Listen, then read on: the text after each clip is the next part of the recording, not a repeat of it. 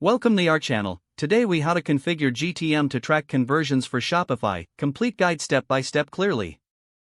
Begin by logging into your Shopify account. Navigate to the online store section in your Shopify admin. Click on Preferences from the drop-down menu. Locate the Google Analytics section and ensure that you have a Google Analytics account set up. If you don't have Google Analytics, create an account at analytics.google.com. Once you have your Google Analytics account, copy your tracking ID. This ID typically starts with UA- followed by a series of numbers. Return to your Shopify account and paste the tracking ID into the Google Analytics section. Next, enable Enhanced E-commerce tracking by selecting the checkbox for Use Enhanced E-commerce. Click Save to apply these changes. Now, log into your Google Tag Manager account.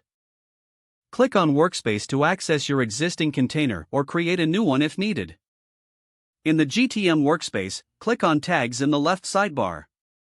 Select New to create a new tag. Choose Tag Configuration, then select Google Analytics, Universal Analytics.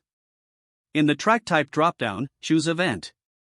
For the category, input a descriptive name for your tracking event, such as e-commerce.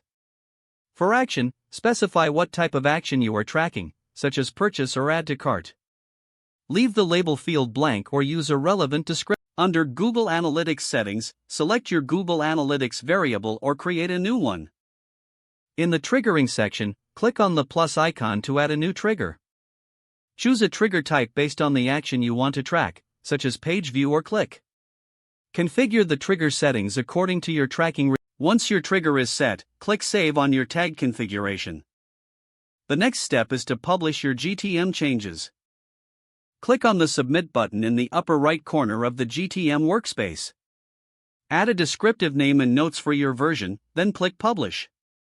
Return to your Shopify store and perform a test conversion.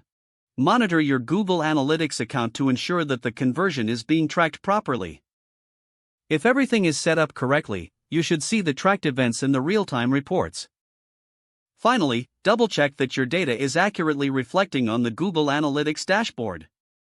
If the page does not load, refresh the browser or try again in a private or incognito window. Make sure you are using the correct email address, then retype it carefully to avoid small typos. If your password is not accepted, use the reset option and create a new strong password you can remember. Check your spam folder for verification or security emails, then complete any requested confirmation steps. Don't forget to like this video and subscribe to our channel for more step-by-step tech guides.